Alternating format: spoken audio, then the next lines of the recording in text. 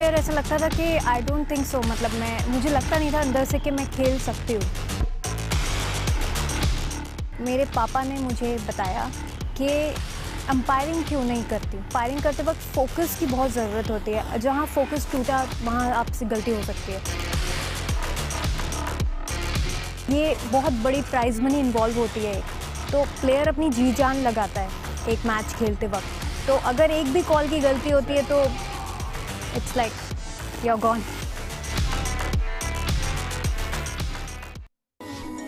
हौसले और जज्बे से बड़ी मुश्किल को आसान बनाया जा सकता है, असंभव कार्यों को भी संभव बनाया जा सकता है।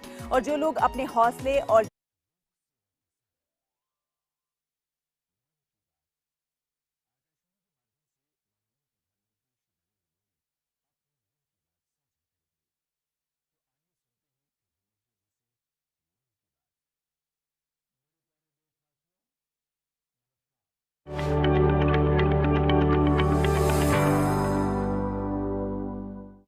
मेरे प्यारे देशवासियों, नमस्कार। कल माघ पूर्णिमा का पर्व था। माघ का महीना विशेष रूप से नदियों, सरोवरों और जल स्रोतों से जुड़ा हुआ माना जाता है। हमारे शास्त्रों में कहा गया है, माघे निमग्ना सलिले सुशीते विमुक्त पापा त्रिदिवम प्रयान्ति। अर्थात माघ महीने में किसी भी पवित्र जलाशय में स्नान को पवित्र माना जाता है। दुनिया के हर समाज में नदी के साथ जुड़ी हुई कोई न कोई परंपरा होती ही है। नदी तट पर अनेक सभ्यताएं भी विकसित हुई हैं। हमारी संस्कृति क्योंकि हजारों वर्ष पुरानी है, इसलिए इसका विस्तार हमारे यहाँ और ज्यादा मिलता है। भारत में कोई ऐसा दिन नहीं होगा जब देश के किसी न किसी कोने में पानी से जुड़ा कोई उत्सव न हो। माघ के दिनों में तो लोग अपना घर, परिवार, सुख सुविधा छोड़कर पूरे महीने नदियों के किनारे कल्पवास करने जाते हैं। इस बार हरिद्वार में कुंभ भी हो रहा है। जल हमारे लिए जीवन भी है, आस्था भी है और विकास की धारा भी है। पानी एक तरह से पारस से भी ज्यादा महत्वपूर्ण है। कहा जाता है, पारस के स्पर्श से लोहा सोने में परिवर्तित हो जाता है। वैसे ही पानी का स्पर्श जीवन के लिए जरूरी है, विकास के लिए जरूरी है। साथियों, माघ महीने को जल से जोड़ने का संभवतः एक और भी कारण है। इसके बाद से ही सर्दियां खत्म हो जाती हैं और गर्मियों की दस्तक होने लगती है। इसलिए पानी के संरक्षण के लिए हमें अभी से ही प्रयास शुरू कर देने चाहिए।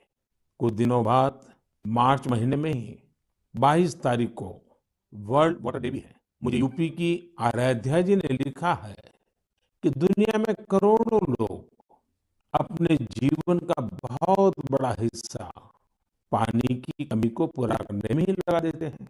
बिन पानी सब सून, ऐसे ही नहीं कहा गया है।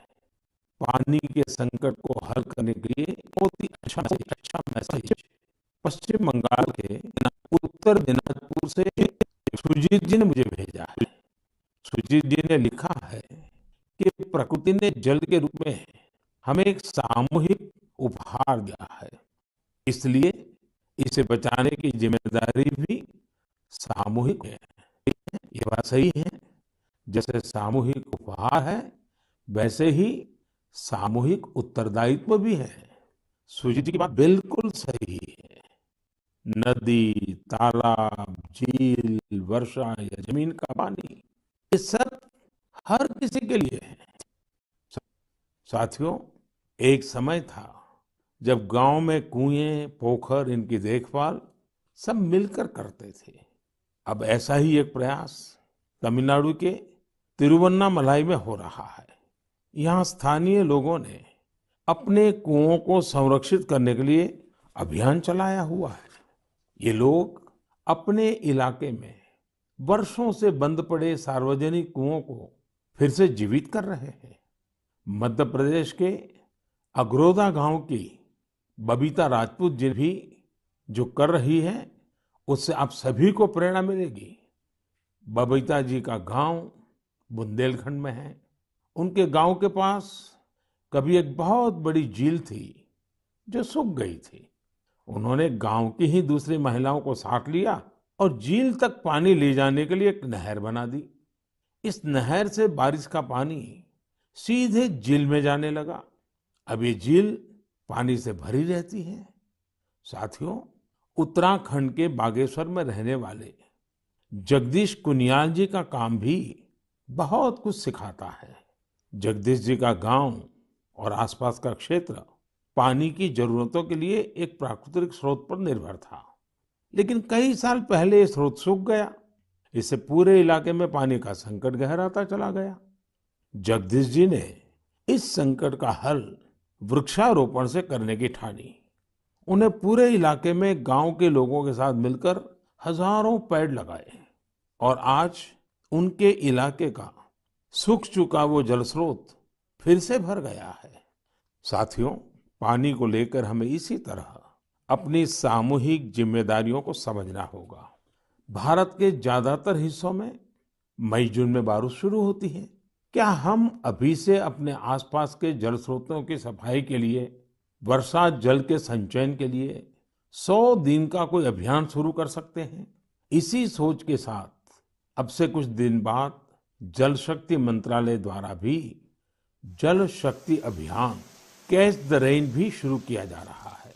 इस अभियान का मूल मंत्र है catch the rain where it falls when it falls. हम अभी से जुटेंगे। हम पहले से जो रेन वाटर हार्वेस्टिंग सिस्टम है उन्हें दुरुस्त करवा लेंगे। गांवों में, तालाबों में, पोखरों की सफाई करवा लेंगे। जल स्रोतों तक जा रहे पानी के रास्ते की रुकावटें दूर कर लेंगे तो ज्यादा से ज्यादा वर्षा जल का संचयन कर पाएंगे। मेरे प्यारे देशवासियों, जब भी माघ महीने और इसके आध्यात्मिक सामाजिक महत्व की चर्चा होती है तो ये चर्चा एक नाम के बिना पूरी नहीं होती। ये नाम है संत रविदास जी का। माघ पूर्णिमा के दिन ही संत रविदास जी की जयंती होती है। आज भी संत रविदास जी के शब्द, उनका ज्ञान हमारा पथ प्रदर्शन करता है। उन्होंने कहा था, एकई माटी के सब भांडे, सबका एको सृजनहार। रविदास व्यापई एकई घट भीतर, सबको एकई घड़े कुम्हार। हम सभी एक ही मिट्टी के बर्तन हैं, हम सभी को एक ने ही गढ़ा है। संत रविदास जी ने समाज में व्याप्त विकृतियों पर हमेशा खुलकर अपनी बात कही। उन्होंने इन विकृतियों को समाज के सामने रखा, उसे सुधारने की राह दिखाई। और तभी तो मीरा जी ने कहा था, गुरु मिलिया रैदास, दीनी ज्ञान की घुटकी। ये मेरा सौभाग्य है कि मैं संत रविदास जी की जन्मस्थली वाराणसी से जुड़ा हुआ हूँ। संत रविदास जी के जीवन की आध्यात्मिक ऊंचाई को और उनकी ऊर्जा को मैंने उस तीर्थ स्थल में अनुभव किया है। साथियों, रविदास जी कहते थे, करम बंधन में बंद रहियो, फल की नात जियो आस। कर्म मानुष का धर्म है, सत भाखे रविदास। अर्थात हमें निरंतर अपना कर्म करते रहना चाहिए, फिर फल तो मिलेगा ही मिलेगा। यानी कर्म से सिद्धि तो होती ही होती है। हमारे युवाओं को एक और बात संत रविदास जी से जरूर सीखनी चाहिए। युवाओं को कोई भी काम करने के लिए खुद को पुराने तौर तरीकों में बांधना नहीं चाहिए। आप अपने जीवन को खुद ही तय करिए, अपने तौर तरीके भी खुद बनाइए और अपने लक्ष्य भी खुद ही तय करिए। अगर आपका विवेक, आपका आत्मविश्वास मजबूत है तो आपको दुनिया में किसी भी चीज से डरने की जरूरत नहीं है। मैं ऐसा इसलिए कहता हूं क्योंकि कई बार हमारे युवा एक चली आ रही सोच के दबाव में वो काम नहीं कर पाते जो करना वाकई उन्हें पसंद होता है। इसलिए आपको कभी भी नया सोचने, नया करने में संकोच नहीं करना चाहिए। इसी तरह संत रविदास जी ने एक और महत्वपूर्ण संदेश दिया है। ये संदेश है अपने पैरों पर खड़ा होना। हम अपने सपनों के लिए किसी दूसरे पर निर्भर रहें, ये बिल्कुल ठीक नहीं है। जो जैसा है वैसा चलता रहे, रविदास जी कभी भी इसके पक्ष में नहीं थे। और आज हम देखते हैं कि देश का युवा भी इस सोच के पक्ष में बिल्कुल नहीं है। आज जब मैं देश के युवाओं में इनोवेटिव स्पिरिट देखता हूं, तो मुझे लगता है कि हमारे युवाओं पर संत रविदास जी को जरूर गर्व होता। मेरे प्यारे देशवासियों, आज नेशनल साइंस डे भी है। आज का दिन भारत के महान वैज्ञानिक डॉक्टर सीवी रमन जी द्वारा की गई रमन इफेक्ट खोज को समर्पित है। केरल से योगेश्वरन जी ने नमो ऐप पर लिखा है कि रमन इफेक्ट की खोज ने पूरी विज्ञान की दिशा को बदल दिया था। इससे जुड़ा हुआ एक बहुत अच्छा संदेश मुझे नासिक के स्नेहिल जी ने भी भेजा है। स्नेहिल जी ने लिखा है कि हमारे देश के अनगिनत वैज्ञानिक हैं जिनके योगदान के बिना साइंस इतनी प्रगति नहीं कर सकती थी। हम जैसे दुनिया के दूसरे वैज्ञानिकों के बारे में जानते हैं, वैसे ही हमें भारत के वैज्ञानिकों के बारे में भी जानना चाहिए। मैं भी मन की बात के इन श्रोताओं की बात से सहमत हूं। मैं जरूर चाहूंगा कि हमारे युवा भारत के वैज्ञानिक इतिहास को, हमारे वैज्ञानिकों को जाने, समझे और खूब पढ़ें। साथियों, जब हम साइंस की बात करते हैं तो कई बार इसे लोग फिजिक्स, केमिस्ट्री या फिर लैब्स तक ही सीमित कर देते हैं। लेकिन साइंस का विस्तार तो इससे कहीं ज्यादा है। और आत्मनिर्भर भारत अभियान में साइंस की शक्ति का बहुत योगदान भी है। हमें साइंस को लैब टू लैंड के मंत्र के साथ आगे बढ़ाना होगा। उदाहरण के तौर पर हैदराबाद के चिंतला वेंकट रेड्डी जी हैं। रेड्डी जी के एक डॉक्टर मित्र ने उन्हें एक बार विटामिन डी की कमी से होने वाली बीमारियां और उसके खतरों के बारे में बताया। रेड्डी जी किसान हैं। उन्होंने सोचा कि वो इस समस्या के समाधान के लिए क्या कर सकते हैं। इसके बाद उन्होंने मेहनत की और गेहूं, चावल की ऐसी प्रजातियों को विकसित की जो खास तौर पर विटामिन डी से युक्त है। इसी महीने उन्हें World Intellectual Property Organization Geneva से पेटेंट भी मिली है। ये हमारी सरकार का सौभाग्य है कि वेंकट रेड्डी जी को पिछले साल पद्मश्री से भी सम्मानित किया था। ऐसे ही बहुत इनोवेटिव तरीके से लद्दाख के उरगेन फुत्सौग भी काम कर रहे हैं। उरगेन जी इतनी ऊंचाई पर ऑर्गेनिक तरीके से खेती करके करीब 20 फसलें उगा रहे हैं, वो भी साइक्लिक तरीके से। यानी वो एक फसल के वेस्ट को दूसरी फसल में खाद के तौर पर इस्तेमाल कर लेते हैं। है ना कमाल की बात। इसी तरह गुजरात के पाटन जिले में कामराज भाई चौधरी ने घर में ही सहजन के अच्छे बीज विकसित किए हैं। सहजन को कुछ लोग सरगवा बोलते हैं, इसे मोरिंगा या ड्रमस्टिक भी कहा जाता है। अच्छे बीजों की मदद से जो सहजन पैदा होता है, उसकी क्वालिटी भी अच्छी होती है। अपनी उपज को वो अब तमिलनाडु और पश्चिम बंगाल भेजकर अपनी आय भी बढ़ा रहे हैं। साथियों, आजकल चिया सीड्स का नाम आप लोग बहुत सुनते होंगे। हेल्थ अवेयरनेस से जुड़े लोग इसे काफी महत्व देते हैं और दुनिया में इसकी बड़ी मांग भी है। भारत में इसे ज्यादातर बाहर से मंगाते हैं, लेकिन अब चिया सीड्स में आत्मनिर्भरता का बीड़ा भी लोग उठा रहे हैं। ऐसे ही यूपी के बाराबंकी में हरिश्चंद्र जी ने चिया सीड्स की खेती शुरू की है। चिया सीड्स की खेती उनकी आय भी बढ़ाएगी और आत्मनिर्भर भारत अभियान में मदद भी करेगी। साथियों, एग्रीकल्चर वेस्ट से वेल्थ क्रिएट करने के भी कई प्रयोग देश भर में सफलतापूर्वक चल रहे हैं। जैसे मदुरई के मुरुगेसन जी ने केले के वेस्ट से रस्सी बनाने की एक मशीन बनाई है। मुरुगेसन जी के इस इनोवेशन से पर्यावरण और गंदगी का भी समाधान होगा और किसानों के लिए अतिरिक्त आय का रास्ता भी बनेगा। साथियों, मन की बात के श्रोताओं को इतने सारे लोगों के बारे में बताने का मेरा मकसद यही है कि हम सभी इनसे प्रेरणा लें। जब देश का हर नागरिक अपने जीवन में विज्ञान का विस्तार करेगा, हर क्षेत्र में करेगा, तो प्रगति के रास्ते भी खुलेंगे और देश आत्मनिर्भर भी बनेगा। और मुझे विश्वास है ये देश का हर नागरिक कर सकता है। मेरे प्यारे साथियों, कोलकाता के रंजन जी ने अपने पत्र में बहुत ही दिलचस्प और बुनियादी सवाल पूछा है और साथ ही बेहतरीन तरीके से उसका जवाब भी देने की कोशिश की है। वे लिखते हैं कि जब हम आत्मनिर्भर होने की बात करते हैं तो इसका हमारे लिए क्या अर्थ होता है।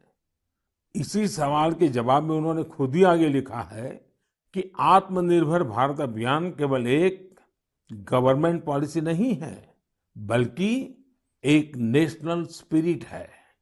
वो मानते हैं कि आत्मनिर्भर होने का अर्थ है कि अपनी किस्मत का फैसला खुद करना, यानी स्वयं अपने भाग्य का नियंता होना।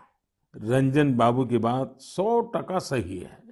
उनकी बात को आगे बढ़ाते हुए मैं ये भी कहूंगा कि आत्मनिर्भरता की पहली शर्त होती है अपने देश की चीजों पर गर्व होना, अपने देश के लोगों द्वारा बनाई वस्तुओं पर गर्व होना।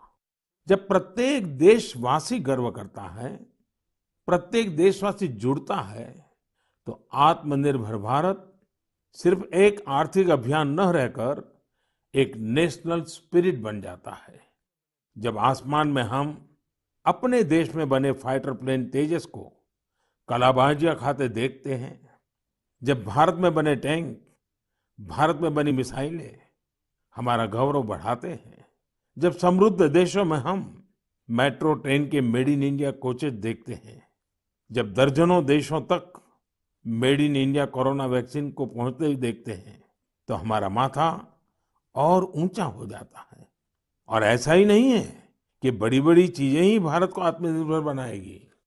भारत में बने कपड़े, भारत के टैलेंटेड कारीगरों द्वारा बनाया गया हैंडीक्राफ्ट का सामान, भारत के इलेक्ट्रॉनिक उपकरण, भारत के मोबाइल, हर क्षेत्र में हमें इस गौरव को बढ़ाना होगा। जब हम इसी सोच के साथ आगे बढ़ेंगे, तभी सही मायने में आत्मनिर्भर बन पाएंगे। और साथियों, मुझे खुशी है कि आत्मनिर्भर भारत का ये मंत्र देश के गांव-गांव में पहुंच रहा है।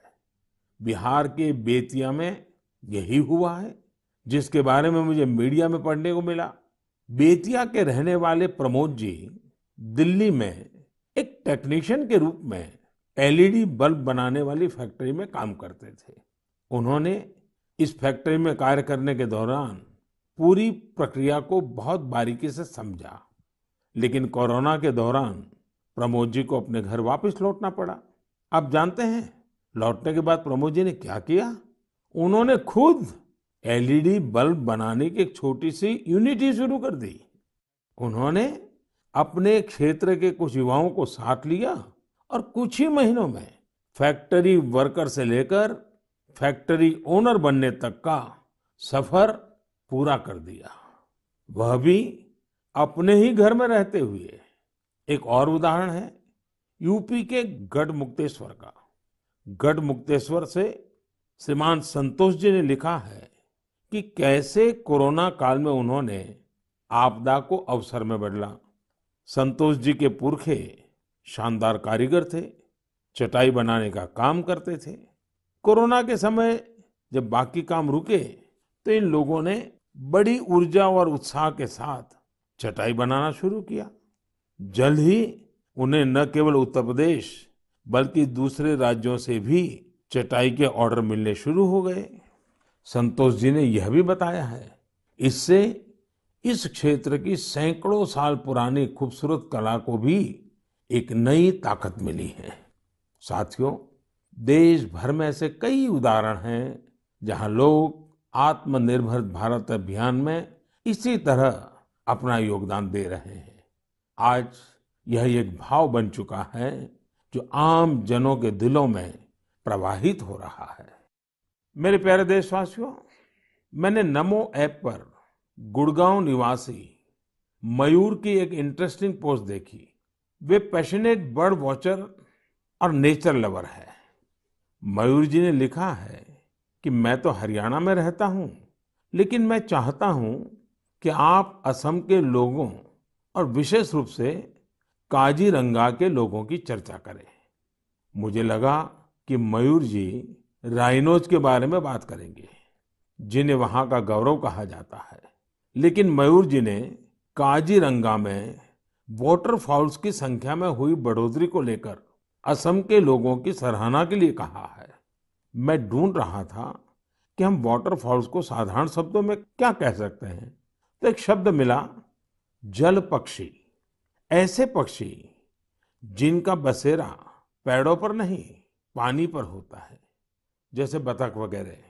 Kaziranga national park and tiger reserve authority कुछ समय से एनुअल वाटरफाउल सेंसस करती आ रही है। इस सेंसस से जल पक्षियों की संख्या का पता चलता है और उनके पसंदीदा हैबिटेट की जानकारी मिलती है। अभी 2-3 सप्ताह पहले ही सर्वे फिर हुआ है। आपको भी ये जानकर खुशी होगी कि इस बार जल पक्षियों की संख्या पिछले वर्ष की तुलना में करीब 175% ज्यादा आई है। इस सेंसस के दौरान काजीरंगा नेशनल पार्क में बर्ड्स की कुल 112 स्पीशीज को देखा गया है। इनमें से 58 स्पीशीज यूरोप, सेंट्रल एशिया और ईस्ट एशिया सहित दुनिया के विभिन्न हिस्सों से आए विंटर माइग्रेंट्स है। इसका सबसे महत्वपूर्ण कारण यह है कि यहाँ बेहतर वाटर कंजर्वेशन होने के साथ ह्यूमन इंटरफियरेंस बहुत कम है। वैसे कुछ मामलों में पॉजिटिव ह्यूमन इंटरफियरेंस भी बहुत महत्वपूर्ण होता है। असम के श्री जादव पायेंग को ही देख लीजिए। आप में से कुछ लोग उनके बारे में जरूर जानते होंगे। अपने कार्यों के लिए उन्हें पद्म सम्मान मिला है। श्री जादव पायेंग वो शख्स हैं जिन्होंने असम में मजुली आइलैंड में करीब 300 हेक्टेयर प्लांटेशन में अपना सक्रिय योगदान दिया है। वे वन संरक्षण के लिए काम करते रहे हैं और लोगों को प्लांटेशन एवं बायोडायवर्सिटी के कंजर्वेशन को लेकर प्रेरित करने में भी जुटे हुए हैं। साथियों, असम में हमारे मंदिर भी प्रकृति के संरक्षण में अपनी अलग ही भूमिका निभा रहे हैं। यदि आप हमारे मंदिरों को देखेंगे तो पाएंगे कि हर मंदिर के पास तालाब होता है। हजो स्थित हयाग्रीव मधेब मंदिर, सोनितपुर के नागशंकर मंदिर और गुवाहाटी में स्थित उग्रतारा टेम्पल के पास इस प्रकार के कई तालाब हैं। इनका उपयोग विलुप्त होते कछुओं की प्रजातियों को बचाने के लिए किया जा रहा है। असम में कछुओं की सबसे अधिक प्रजातियां पाई जाती हैं। मंदिरों के ये तालाब कछुओं के संरक्षण, प्रजनन और उनके बारे में प्रशिक्षण के लिए एक बेहतरीन स्थल बन सकते हैं। मेरे प्यारे देशवासियों, कुछ लोग समझते हैं कि इनोवेशन करने के लिए आपका साइंटिस्ट होना जरूरी है। कुछ सोचते हैं कि दूसरों को कुछ सिखाने के लिए आपका टीचर होना जरूरी है। इस सोच को चुनौती देने वाले व्यक्ति हमेशा सराहनीय होते हैं। अब जैसे क्या कोई किसी को सोल्जर बनने के लिए प्रशिक्षित करता है, तो क्या उसको सैनिक होना जरूरी है? आप सोच रहे होंगे कि हाँ, जरूरी है। लेकिन यहाँ थोड़ा सा ट्विस्ट है। माय गॉव पर कमलकांत जी ने मीडिया की एक रिपोर्ट साझा की है जो कुछ अलग बात कहती है। ओडिशा में अराखुड़ा में एक सज्जन है, नायक सर। वैसे तो इनका नाम सिलू नायक है, पर सब उन्हें नायक सर ही बुलाते हैं। दरअसल वे मैन ऑन अ मिशन है। वह उन युवाओं को मुफ्त में प्रशिक्षित करते हैं जो सेना में शामिल होना चाहते हैं। नायक सर के ऑर्गेनाइजेशन का नाम महागुरु बटालियन है। इसमें फिजिकल फिटनेस से लेकर इंटरव्यूज तक और राइटिंग से लेकर ट्रेनिंग तक इन सभी पहलुओं के बारे में बताया जाता है। आपको यह जानकर हैरानी होगी कि उन्होंने जिन लोगों को प्रशिक्षण दिया है, उन्होंने थल सेना, जल सेना, वायुसेना, सीआरपीएफ, बीएसएफ ऐसे यूनिफॉर्म फोर्सेस में अपनी जगह बनाई है। वैसे आप ये जानकर भी आश्चर्य से भर जाएंगे कि सिलू नायक जी ने खुद ओडिशा पुलिस में भर्ती होने के लिए प्रयास किया था, लेकिन वो सफल नहीं हो पाए। इसके बावजूद उन्होंने अपने प्रशिक्षण के दम पर अनेक युवाओं को राष्ट्र सेवा के योग्य बनाया है। आइए हम सब मिलकर नायक सर को शुभकामना दें कि वह हमारे देश के लिए और अधिक नायकों को तैयार करें। साथियों, कभी-कभी बहुत छोटा और साधारण सा सवाल भी मन को झकझोर जाता है। ये सवाल लंबे नहीं होते हैं, बहुत सिंपल होते हैं, फिर भी वे हमें सोचने पर मजबूर कर देते हैं।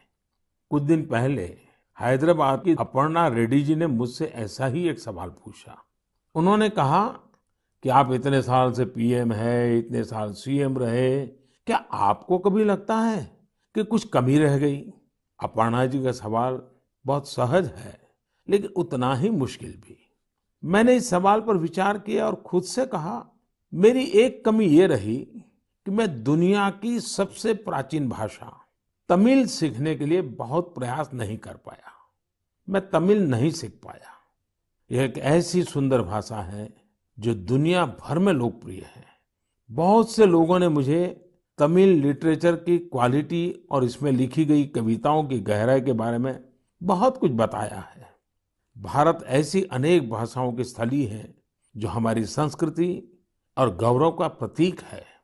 भाषा के बारे में बात करते हुए मैं एक छोटी सी इंटरेस्टिंग क्लिप आप सबके साथ साझा करना चाहता हूँ।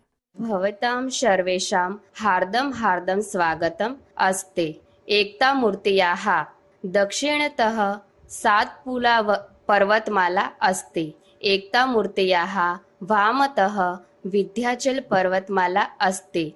एकता मूर्त्याः नर्मदा नदीस्य उपरि भागे वर्तते। अहम् एकता मूर्त्याः कार्यकर्ता अस्ति। सरदार वल्लभभाई पटेलः लोह पुरुषः इति उच्यते। दरअसल अभी जो आप सुन रहे थे वो स्टैच्यू ऑफ यूनिटी पर एक गाइड संस्कृत में लोगों को सरदार पटेल की दुनिया की सबसे ऊंची प्रतिमा के बारे में बता रही है। आपको जानकर खुशी होगी कि केवड़िया में 15 से ज्यादा गाइड धारा प्रवाह संस्कृत में लोगों को गाइड करते हैं। अब मैं आपको एक और आवाज सुनवाता हूँ। कन्निकं प्रक्षेपकाय कान्हा ब्रह्मचारी कन्दुकं प्रक्षिप्तवान् तदा तदा संस्कृत महाविद्यालयस्य दलनायकः अखिलेश पाण्डेयः तीव्रगत्या कण्ठफलकेन कन्दुकं ताडितं तदा आकाशमार्गेण उड्डयन् कन्दुकं सीमारेखातः बहिर्गतं ततः खड्गधावनं तेषां कोशे खड्गधावनं। आप भी इसे सुनकर हैरान हो गए होंगे। दरअसल ये संस्कृत में की जा रही क्रिकेट कमेंट्री है। वाराणसी में संस्कृत महाविद्यालयों के बीच एक क्रिकेट टूर्नामेंट होता है। ये महाविद्यालय है शास्त्रार्थ महाविद्यालय, स्वामी वेदांती वेद विद्यापीठ, श्री ब्रह्मवेद विद्यालय और इंटरनेशनल चंद्रमौली चैरिटेबल ट्रस्ट। इस टूर्नामेंट के मैचों के दौरान कमेंट्री संस्कृत में भी की जाती है। अभी मैंने उस कमेंट्री का एक बहुत ही छोटा सा हिस्सा आपको सुनाया। यही नहीं, इस टूर्नामेंट में खिलाड़ी और कमेंटेटर पारंपरिक परिधान में नजर आते हैं। यदि आपको एनर्जी, एक्साइटमेंट, सस्पेंस सब कुछ एक साथ चाहिए तो आपको खेलों की कमेंट्री सुननी चाहिए। टीवी आने से बहुत पहले स्पोर्ट्स कमेंट्री ही वो माध्यम थी जिसके जरिए क्रिकेट और हॉकी जैसे खेलों का रोमांच देश भर के लोग महसूस करते थे। टेनिस और फुटबॉल मैचों की कमेंट्री भी बहुत अच्छी तरह से पेश की जाती है। हमने देखा है कि जिन खेलों में कमेंट्री समृद्ध है, उनका प्रचार प्रसार बहुत तेजी से होता है। हमारे यहाँ भी बहुत से भारतीय खेल हैं, लेकिन उनमें कमेंट्री कल्चर नहीं आया है और इस वजह से वो लुप्त होने की स्थिति में है। मेरे मन में एक विचार है, क्यों न अलग अलग स्पोर्ट्स और विशेषकर भारतीय खेलों की अच्छी कमेंट्री अधिक से अधिक भाषाओं में हो। हमें इसे प्रोत्साहित करने के बारे में जरूर सोचना चाहिए। मैं खेल मंत्रालय और प्राइवेट संस्थान के सहयोगियों से इस बारे में सोचने का आग्रह करूंगा। मेरे प्यारे युवा साथियों, आने वाले कुछ महीने आप सबके जीवन में विशेष महत्व रखते हैं। अधिकतर युवा साथियों के एग्जाम्स, परीक्षाएं होगी। आप सबको याद है ना, वॉरियर बनना है, वरियर नहीं। हंसते हुए एग्जाम देने जाना है और मुस्कुराते हुए लौटना है। किसी और से नहीं, अपने आप से ही स्पर्धा करनी है। पर्याप्त नींद भी लेनी है और टाइम मैनेजमेंट भी करना है। खेलना भी नहीं छोड़ना है, क्योंकि जो खेले वो खिले। रिवीजन और याद करने के स्मार्ट तरीके अपनाने हैं। यानी कुल मिलाकर इन एग्जाम्स में अपने बेस्ट को बाहर लाना है। आप सोच रहे होंगे, यह सब होगा कैसे? हम सब मिलकर यह करने वाले हैं। हर वर्ष की तरह इस वर्ष भी हम सब करेंगे परीक्षा पे चर्चा। लेकिन मार्च में होने वाली परीक्षा पे चर्चा से पहले मेरी आप सभी एग्जाम वॉरियर से, पेरेंट्स से और टीचर से रिक्वेस्ट है कि अपने अनुभव, अपने टिप्स जरूर शेयर करें। आप माय गॉव पर शेयर कर सकते हैं, नरेंद्र मोदी ऐप पर शेयर कर सकते हैं। इस बार की परीक्षा पे चर्चा में युवाओं के साथ साथ पेरेंट्स और टीचर्स भी आमंत्रित है। कैसे पार्टिसिपेट करना है, कैसे प्राइज जीतने हैं, कैसे मेरे साथ डिस्कशन का अवसर पाना है, ये सारी जानकारियां आपको माय गॉव पर मिलेगी। अब तक 1 लाख से अधिक विद्यार्थी, करीब 40,000 पेरेंट्स और तकरीबन 10,000 टीचर भाग ले चुके हैं। आप भी आज ही पार्टिसिपेट कीजिए। इस कोरोना के समय में मैंने कुछ समय निकालकर एग्जाम वॉरियर बुक में भी कई नए मंत्र जोड़ दिए हैं। अब इसमें पेरेंट्स के लिए भी कुछ मंत्र ऐड किए गए हैं। इन मंत्रों से जुड़ी ढेर सारी interesting activities Narendra Modi app पर दी हुई है, जो आपके अंदर के एग्जाम वॉरियर को इग्नाइट करने में मदद करेगी। आप इनको जरूर ट्राई करके देखिए। सभी युवा साथियों को आने वाली परीक्षाओं के लिए बहुत बहुत शुभकामनाएं। मेरे प्यारे देशवासियों, मार्च का महीना हमारे फाइनेंशियल ईयर का आखिरी महीना भी होता है। इसलिए आप में से बहुत से लोगों के लिए काफी व्यस्तता भी रहेगी। अब जिस तरह से देश में आर्थिक गतिविधियां तेज हो रही हैं, उससे हमारे व्यापारी और उद्यमी साथियों की व्यस्तता भी बहुत बढ़ रही है। इन सारे कार्यों के बीच हमें कोरोना से सावधानी कम नहीं करनी है। आप सब स्वस्थ रहेंगे, खुश रहेंगे, कर्तव्य पथ पर डटे रहेंगे, तो देश तेजी से आगे बढ़ता रहेगा। आप सभी को त्योहारों की अग्रिम शुभकामनाएं। साथ साथ कोरोना के संबंध में जो भी नियमों का पालन करना है, उसमें कोई ढिलाई नहीं आनी चाहिए। बहुत बहुत धन्यवाद।